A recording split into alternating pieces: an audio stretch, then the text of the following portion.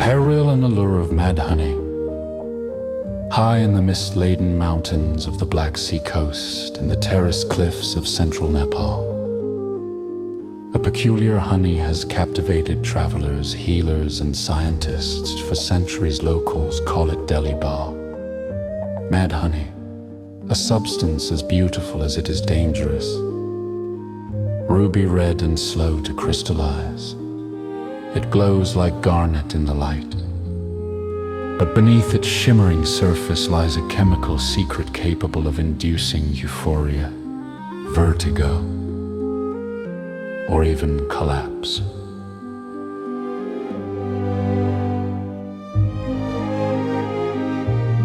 A honey.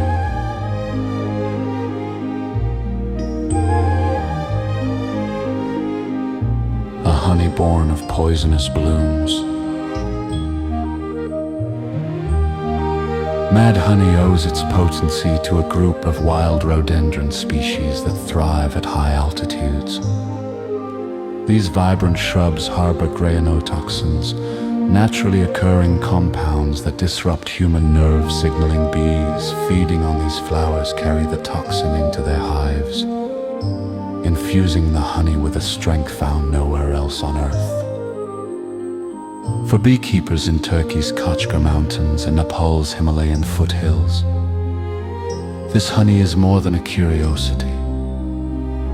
It is a seasonal harvest tied to ancient knowledge. The remote terrain protects these rhododendron forests, and only a few communities know when the blooms peak and how to gather the honey safely. Hallucinations, healing, and history. The effects of mad honey have been documented since antiquity. Greek soldiers under Xenophon wrote of stumbling, vomiting, and losing their senses after sampling honeycombs along the Black Sea coast. Later, in 67 BC, the Roman army of Pompey was famously lured into an ambush after consuming honey deliberately placed in their path. Yet for the communities who live among these mountains, mad honey is not just a trap, but a traditional remedy in careful, minuscule doses. Locals claim it can treat hypertension, ease pain, or enhance vitality. Elders still recount stories of its ceremonial use, though most stress caution. A single spoonful too many can send even the strongest adults reeling.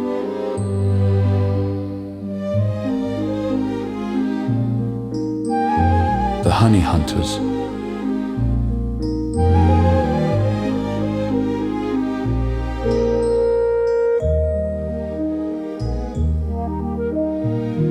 In Nepal, the collection of mad honey has become the stuff of legend. Honey hunters, suspended from hand-woven rope ladders hundreds of feet above the forest floor, scrape massive combs from cliffs where giant Himalayan honeybees build their nests. Every expedition is a mixture of reverence and risk. Climbing the cliffs is dangerous, and the bees fiercely defend their high-perched hives. Photographers and filmmakers from around the world have followed these hunts. But to the grown people who perform them, the practice is spiritual. Before the climb, hunters offer prayers and burn incense. During the harvest, the cliff becomes a place where the human world brushes against the wild. A delicate balance. Demand for mad honey has surged in recent years as travelers seek exotic natural products and online sellers tout its supposed medicinal power. But commercialization may threaten the fragile balance that has sustained this tradition. Climate change also affects rhododendron flowering cycles, altering the bees' foraging patterns and the potency of each year's harvest. Local experts warn that without sustainable practices, Both the honeybees and their mountainous ecosystems could suffer.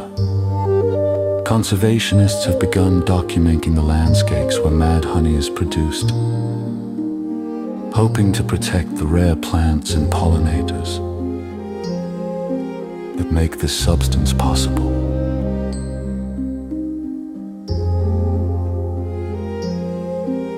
The allure endures. The mystery of mad honey persists, a blend of biology, folklore, and hazard. It represents humanity's timeless fascination with nature's extremes, a sweetness that can heal or harm, a treasure hidden in remote corners of the world, and a reminder that wild places still hold secrets capable of humbling us.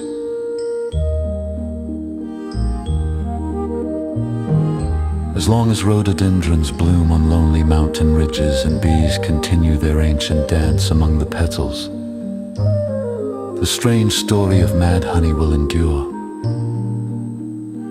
A legend poured drop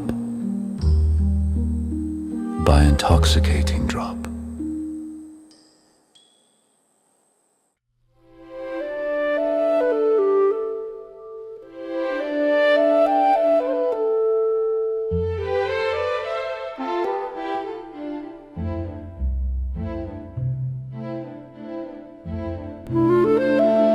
On a quiet stretch of shoreline in the Maldives, a fisherman once stumbled upon a waxy, gray lump the size of a boulder. It looked unremarkable, sun-bleached, pitted, and scarred by the sea.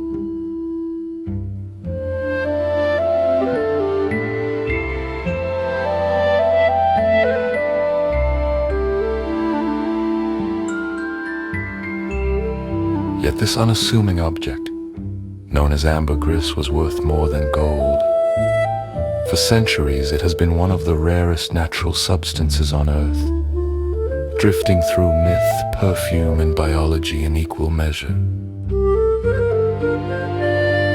Born in the belly of giants,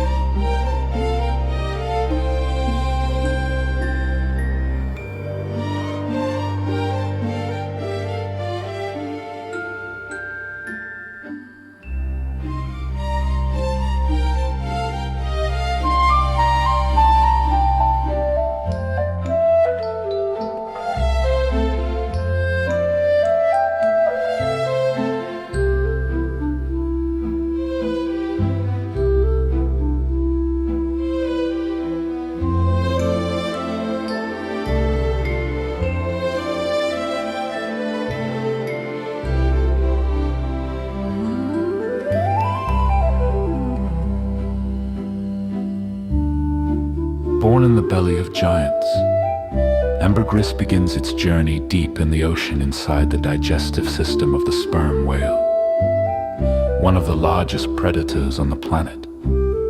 Scientists believe it forms when the whale's intestines encase sharp, indigestible squid beaks in a protective wax-like substance.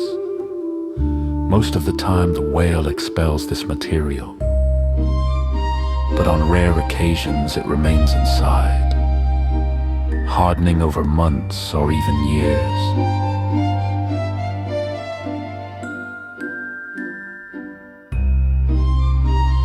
Eventually, storms, tides, or sheer chance deposit the material on distant beaches, transforming an internal ocean relic into something of immense value. A scent carried across centuries. Despite its humble origins, ambergris has played a subtle but powerful role in human history. For millennia, perfumers have prized it for its ability to fix and amplify scents, lending perfumes their longevity and depth. When warmed between the hands, ambergris releases an aroma unlike any other, soft, marine, slightly sweet. The ancient Egyptians burned it as incense. Medieval doctors prescribed it as a cure-all. In the 17th century, European royalty added it to chocolate and wine as a luxury flavor. Today, natural ambergris is so scarce and ethically complex that many perfumers use synthetic alternatives. But for collectors and coastal communities, its mystique endures. Treasures on the tide. Finding ambergris is a matter of luck, bordering on the miraculous beachcombers. Tell stories of stumbling upon small nuggets no larger than a pebble, and others of discovering massive chunks worth hundreds of thousands of dollars. It can float across entire oceans, shaped by sunlight, time, and salt water. Fresh ambergris smells unpleasant, but as the sea works on it, its scent evolves into something refined, almost mythical. Scientists have used ambergris to reconstruct the diets of sperm whales, revealing a predator that hunts in pitch-black depths where colossal squid roam. Each piece is a biological record, a diary of the ocean's most enigmatic hunter. A substance wrapped in mystery.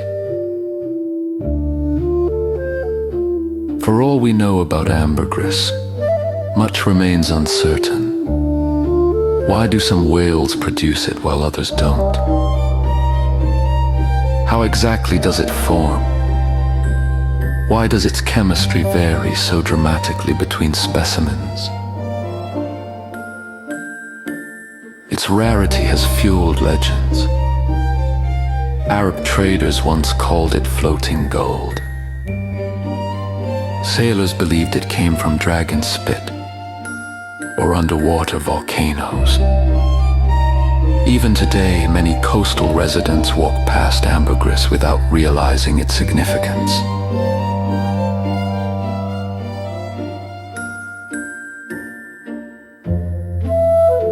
Part of its allure lies in this ambiguity, a substance shaped by animal biology, sculpted by the sea, and valued by human culture. The ocean's secret gift. Ambergris stands as a reminder that the ocean still guards secrets older than memory. To hold it is to touch something that has traveled through darkness, survived storms, and carried the story of a giant whale across the world. On beaches, where waves roll quietly over sand, ambergris might be waiting, half treasure, half mystery, an extraordinary relic hidden in plain sight.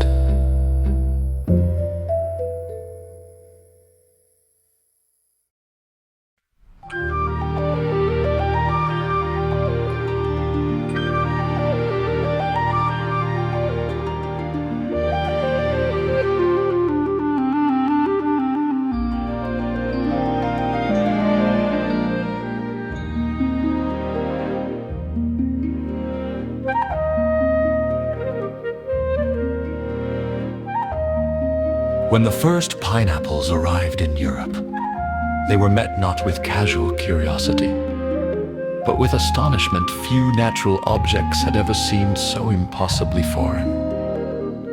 Wrapped in a lattice of geometric armor, crowned with a green spire, and carrying a fragrance reminiscent of distant seas and warm winds, the pineapple entered the old world.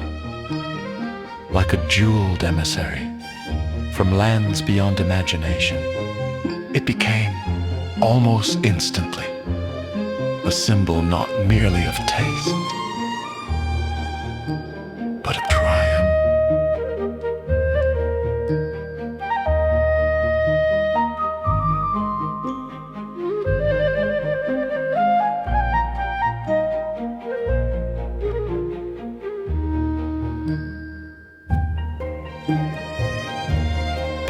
pineapples were native to the tropical Americas, thriving in climates utterly unlike the foggy, temperamental weather of northern Europe for explorers who encountered them in the Caribbean. The fruit was a revelation, sweet beyond anything found in European orchards, fragrant in a way that seemed almost perfumed, and so delicate that transporting it across an ocean without spoilage bordered on impossible. Only the fastest ships, the luckiest voyages, and the wealthiest patrons succeeded in delivering a pineapple intact. This extraordinary rarity transformed the pineapple into an object whose value surpassed that of gold. A single fruit could travel through courtly circles as a showpiece, displayed at extravagant banquets, but rarely eaten guests would admire it as one might admire a crown jewel. Circling around it, inhaling its tropical scent, and sometimes even touching it in reverence. Painters captured it in still life portraits. Sculptors carved its form into stone and wood, and architects proudly placed its spiky silhouette atop gates and rooftops as a visual proclamation of hospitality and wealth. Such was the pineapple's prestige that it could even be rented for the evening hosts, who wished to impress their guests, but could not afford to purchase the fruit outright, hired one instead, showcasing it during a feast before returning it, slightly more wilted and slightly more famous, to its owner. These rented pineapples made the rounds of elite gatherings until they were too old to display, at which point they were finally consumed, often ceremoniously, by the person who had invested in its long and profitable journey through society. As fascination deepened, so did determination. European aristocrats, unwilling to rely on the chance arrival of fruit from afar, began developing elaborate systems to grow pineapples themselves. The result was the pineapple pit, a complex network of heated trenches, brick chambers, and glass structures designed to mimic tropical conditions within the estate gardens of northern Europe. Maintaining these hothouses was a feat of engineering and labor. Cultivating a single fruit could take up to 2 years and required constant attention. When at last a homegrown pineapple ripened, its existence was celebrated as a triumph of scientific ambition and noble dedication.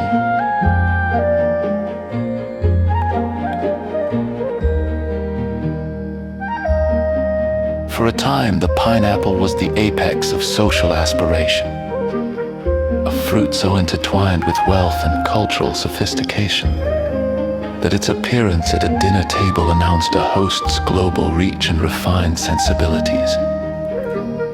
But the world changed, shipping improved, trade expanded, the industrial age brought canned pineapple to markets that had once trembled with excitement at the sight of a single fresh fruit. Slowly, the pineapple descended from its pedestal and became an everyday pleasure. Yet its legacy persisted. Even today, the silhouette of the pineapple remains a symbol of welcome and hospitality, adorning inns, door knockers, and festive decorations. It is a quiet echo of an era when a single tropical fruit, thorny, fragrant, and impossibly rare, held the power to dazzle the entire old world.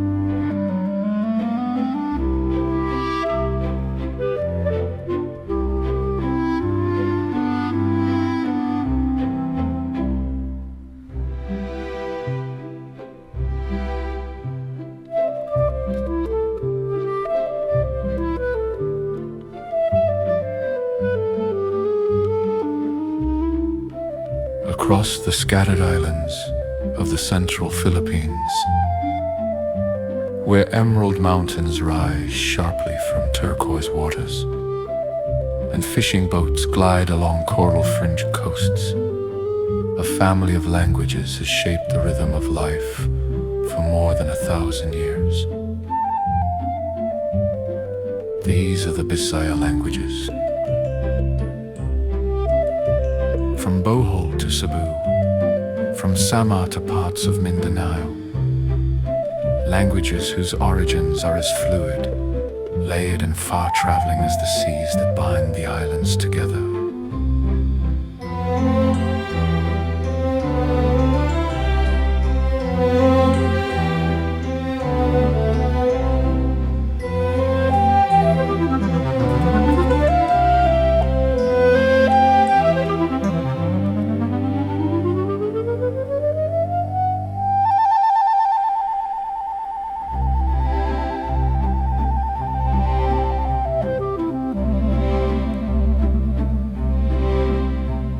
To trace the beginnings of Bisaya is to step into the larger story of the Austronesians, one of the most expansive human migrations in history. Thousands of years ago, long before written records, seafaring peoples from what is now Taiwan began to push southward in waves, guided by the stars, monsoon winds, and an intimate knowledge of the ocean. They sailed on outrigger canoes, carrying with them crops, pottery traditions, and the earliest forms of the languages that would eventually splinter into hundreds of tongues across the Pacific and Indian Oceans. As these early voyagers reached the Philippine archipelago, around 4,000 to 5,000 years ago, their speech evolved, diversified, and intertwined with the voices of other migrant groups who followed over generations. Coastal settlements formed trade networks, families intermarried, and dialects slowly drifted in sound and structure. From these shifting linguistic landscapes emerged what linguists now call the Central Philippine languages, a group that includes Tagalog, Bicol, and the many Bisaya tongues. The Bisaya heartlands, Cebu, Bohol, Panay, Leyte, and Sama, became thriving hubs of early trade. Here languages absorbed influences from neighbors, traders and travelers long before the first Europeans arrived. Words from Malay, Sanskrit, Arabic, and later Spanish mingled with native vocabulary, creating layers of meaning that speak to centuries of exchange. The language grew richer, more nuanced, reflecting the ebb and flow of pre-colonial kingdoms, maritime trade, and inter-island alliances. But beneath these layers lies an older, deeper linguistic core, one shared not just with Filipinos, but with far-flung communities across Southeast Asia, Micronesia, Polynesia, and Madagascar. The structure of Bisaya, its verb-focused system, its melodic rhythm, its reliance on affixes rather than fixed word order, all point to its Austronesian heritage. It is a heritage carried by the same people who settled remote Pacific atolls, who reached Hawaii and New Zealand, and whose descendants number in the hundreds of millions today. Spanish colonization in the 16th century pulled the Bisaya-speaking regions into a new era. Missionaries recorded the language in early dictionaries and catechisms, inadvertently preserving forms of Bisaya speech that might otherwise have vanished. Yet even under colonial rule, the language remained a powerful marker of identity. Songs, epics, oral histories, and riddles continued to be passed down in the local tongue, carrying memories older than the churches and forts that dotted the landscape. Today, Bisaya, particularly Cebuano, stands among the most widely spoken languages in the Philippines. Its reach stretches beyond the Visayas, carried by migrants who sought new lives in Mindanao and urban centers across the archipelago. Despite this spread, the language retains the character of its maritime origins. Adaptive, open, and deeply connected to community.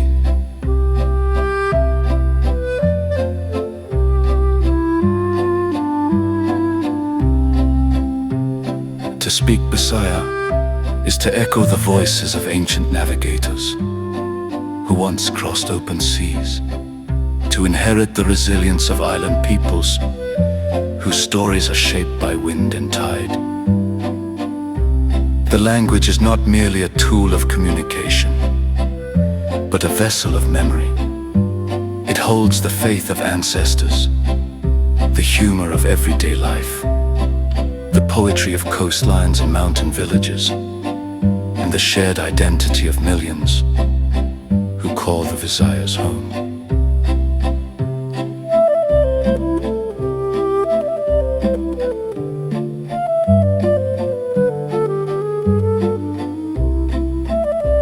Like the waters that surround the islands, Bisaya is constantly moving, changing, absorbing, creating, but always returning to the deep roots that bind its speakers across time. In every conversation, every folk song, every whispered story, the origins of Bisaya continue to live, carried forward by the people whose history is inseparable from the sea.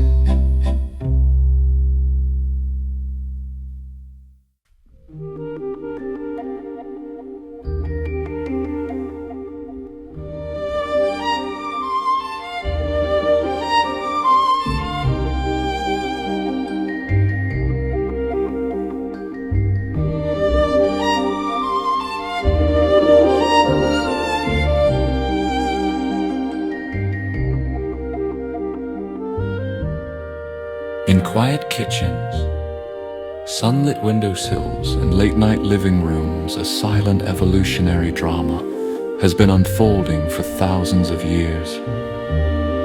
Domestic cats, once desert wanderers that lived on the fringes of human settlements, have honed a remarkable ability not merely to coexist with people,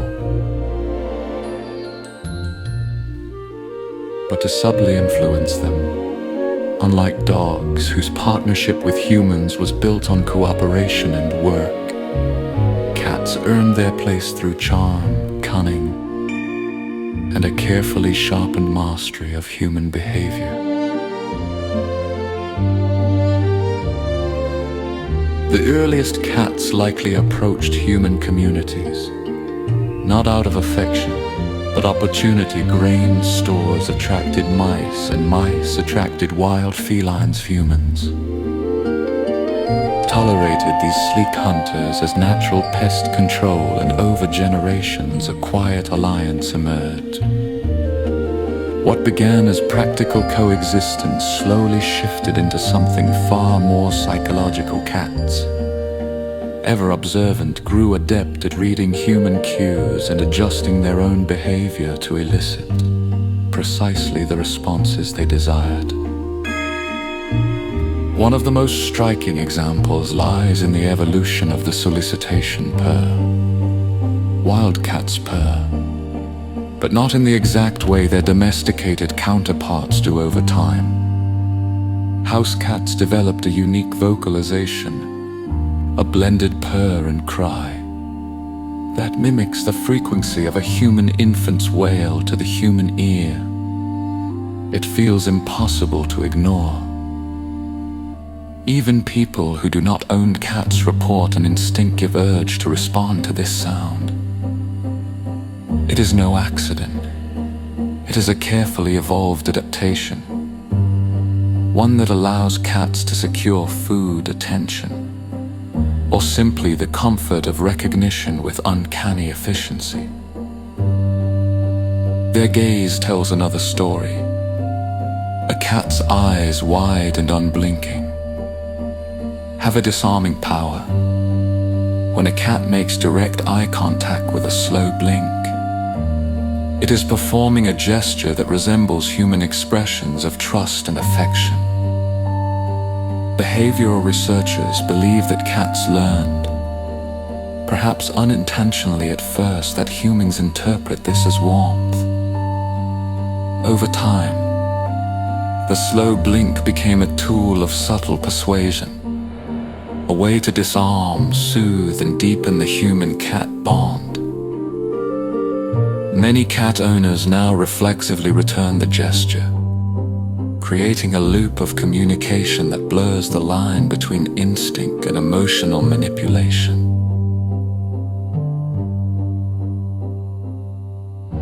Even the physical structure of the domestic cat has changed. Their facial features have grown more juvenile compared to their wild ancestors.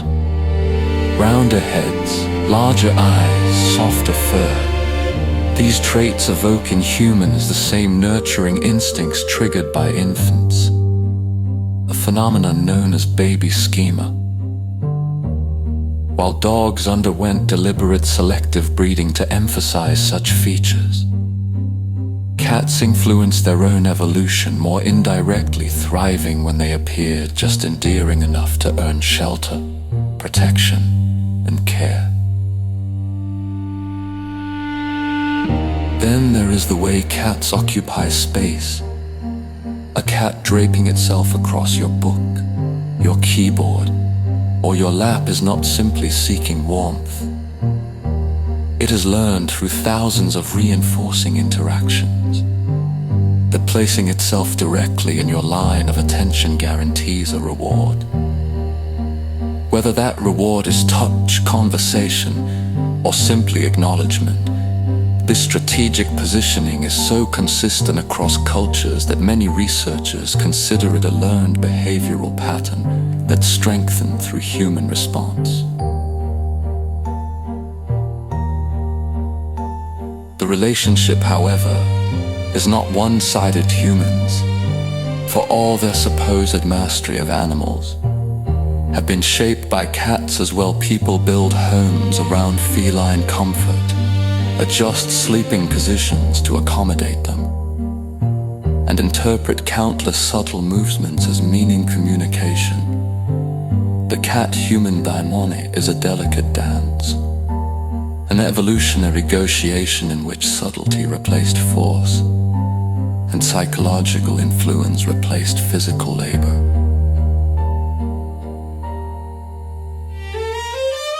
Today, domesticated cats are among the most widespread pets on the planet, not because they were trained to help humans, but because they learned to guide them. Through vocal mimicry, facial evolution, strategic affection, and an uncanny ability to sense human emotion, cats have manipulated their way into our homes, our routines, and our hearts. Their success is a testament to a different kind of evolution, not the evolution of servitude or utility, but of influence. In the end, cats did not become human companions through obedience or submission. They became companions by learning something far more powerful: how to make humans do precisely what they want.